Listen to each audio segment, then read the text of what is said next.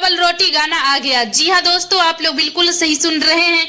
इस video को start करने से पहले आप लोग जान लीजिए, मेरा नाम है नेहा और आप लोग देख रहे हैं डोली न्यूज भोजपुरी। दोस्तों, भोजपुरी के ट्रेंडिंग स्टार खेसारी लाल जी का डबल रोटी गाने का टीजर आ गया है और इस गाने का टीजर नीमन भोजपुरी के यूट्यूब चैनल से आप सबके बीच रिलीज किया गया है। तो दोस्तों, इस गाने का टीजर अगर अभी तक आपने नहीं देखे हैं तो जाकर देखिए और देखकर बताइएगा कि इस गाने का टीजर आप सबको कैसा लगा। और दोस्तों, इस गाने का टीजर अभी थोड़ी देर पहले आप सबके बीच रिलीज किया गया है। तो दोस्तों, इस गाने का टीजर देखकर ये अंदाजा लगाया जा सकता है कि ये गाना बहुत बड़े लेवल का आने वाला है और ये गाना कल आप सबके बीच रिलीज किया जाएगा 6 बजे।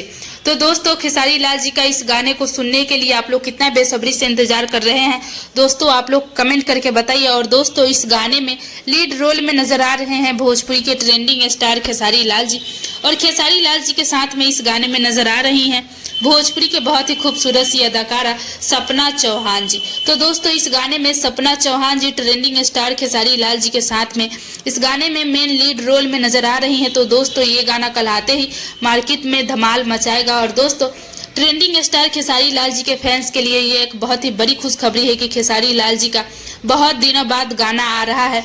तो दोस्तों, खेसारी लाल जी का इस गाने को कल आप सबके बीच रिलीज किया जाएगा और इस गाने में आवाज दिए हुए हैं ट्रेंडिंग स्टार खेसारी लाल जी और खेसारी लाल जी के साथ में इस गाने में आवाज दी हुई है प्रियंका सिंह जी।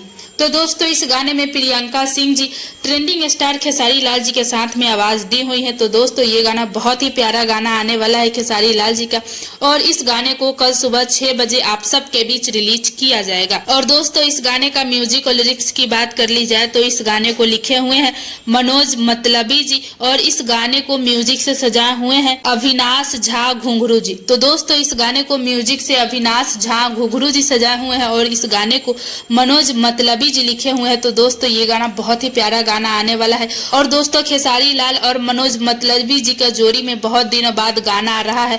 मनोज मतलबी जी का लिखा हुआ गाना और ट्रेंडिंग स्टार खेसारी लाल जी का आवाज में गाना बहुत दिनों बाद आ रहा है। कल इस गाने को नीमन भोजपुरी के यूट्यूब चैनल से आप सबके बीच रिलीज किया जाएगा और इस गाने का बोल है डबल रोटी। जी हाँ, इस गाने का बोल है डबल रोटी। तो दोस्तों, इस गाने के बारे में आप लोग क्या सोचते हैं, अपना राय कमेंट बॉक्स में जरूर दीजिएगा। और दोस्तों, ये वीडियो आप लोग को कैसा लगा?